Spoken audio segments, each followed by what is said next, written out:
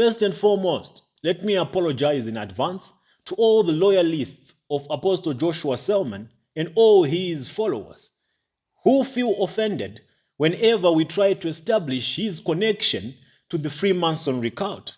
With that being said, it's not your feelings that we are really worried about. It's your soul that we are trying to preserve. Which brings me to the topic of the conversation. Recently, Joshua Selman was holding this convention in Kenya called Rema Feast. There are some anomalies in his presentation and everything that was surrounding that conference that I believe are of interest to the body of Christ and to the believers, mostly to those who follow him. Let's get into it. I want you to observe these images, and please do so with an open mind. Don't engage in a defensive mode as yet, but just be patient with me and be patient with yourself as you analyze these images. Let's start with this one. Look at the design of the stage. What does it look like? What inspired that design? Does it send a message to you? Does it mean anything to you? If it doesn't, it's okay. This was their entrance to the stadium. Was it a stadium or was it just an open space kind of an event? But everyone who was going through the Rema Feast or everyone who was participating in this convention had to go through this particular entrance. And as you look at it, what does it symbolize? Like I said, please have an open mind. What do you think? What's the first thing that comes to your mind when you see a design of this nature? Just look at this picture, my people. Maybe from a distance, you can pick something up. Is it just a normal design? If it is, then what could have inspired him? And that is Apostle Joshua Selman himself at the Rema Feast in Kenya. Some of you might not have noticed anything wrong with that stage or with the design of that stage. But let me bring other images. Maybe you might establish a connection. Maybe you might see some connections between the two designs. What's the first thing that comes to your mind when you see this? Or this one? These that I'm showing you now are Masonic symbols. This one is a Masonic symbol. This one is a Masonic symbol. And this one is a Masonic symbol. And they normally use these Masonic symbols in this way. They have a way of doing it. I'm not so sure. Something like this, if I'm not wrong, if I'm not mistaken. And if you can see these hand signals, they are mostly also done by your big celebrities like Jay-Z. Because Jay-Z is the kingpin of these secret societies over that side in the entertainment industry. And his wife, Beyonce, they always display these hand signals or these hand symbols as a way to appreciate and honor the godfathers of their cult or of their secret Masonic society.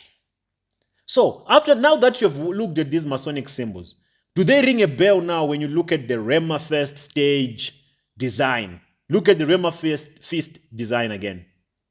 The Rema Feast design, it resembles this Masonic symbol. My people, this does not need someone who is enlightened to tell that there is no difference. Of course, they will not project it accurately. You will not see Joshua Selman doing this sign on stage, but they always have a way of infusing their symbolism in all their presentations. I find this stage to have been inspired by the Masonic cult. It resembles the Masonic symbols. And some might say, no, you're wrong.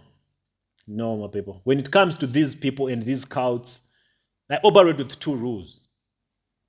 Rule number one, I'm always right.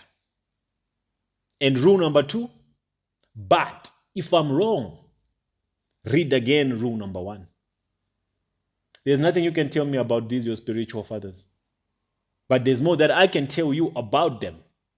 That's why I always ask of you to have an open mind and don't engage in a defensive mode. Please look again at these images. If these two don't resemble, what could have inspired this design? This is not a random design, my people, that Apostle Joshua Selman chose for this particular event. For the Rema Feast in Kenya, it's not a random design. Believe you me, it's not. I told you this before. Those of you who were saying, when he received the sword, he was unwilling. No, he was not happy. No, he was caught unaware. I even gave him the benefit of the doubt as well, but nah, he knew what was going on. Once you get your foot in, there is no, I have said this, there is no testing the depth of this river. With one foot, I mean. This river of the Freemason, if you are going in, you are testing the depth with both feet. If you drown, you drown. And once they have captured you, they have captured you. They hold you in a very tight grip. And you have to do as they want you to do. You have to appease them in whatever way. You can't say no to them. There are consequences to saying no. And people like Selman, who love things, who like the fame, they'll never say no. Your Jerry Eases, they'll never say no. All your spiritual fathers, the majority of them are captured, if not all of them, by these secret organizations, secret societies. And they are leveraging your audience. The following that they have is what they leverage, is what gives them power.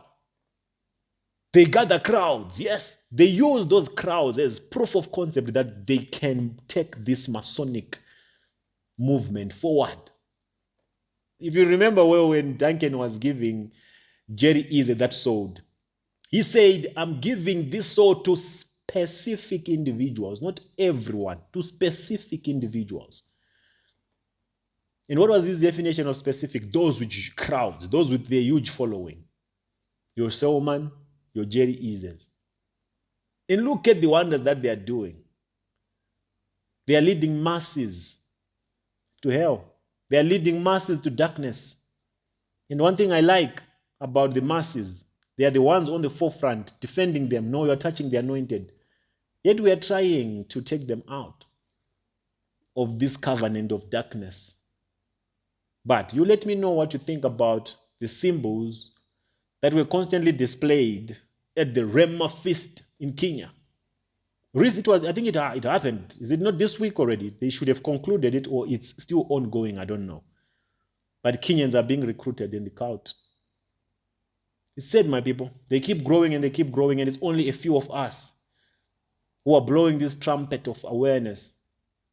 I wish each and every one of you can rise up, defend the integrity of the gospel, defend the integrity of the church, safeguard the sacrifices that were made on the cross. Alone, I can't do it. I need more of you. Let's put an end to this madness. We can. They are a powerful force, yes. There are powerful forces behind them, yes. But that does not make them invincible. The power is in the masses, and we are the masses. We have to stop this cancer from spreading. If you are with me, comment below and say, we are together. And you come up with a plan. Till I meet you again on the next episode of the Light Mysteries, this is Mr. PDT. And I'm out.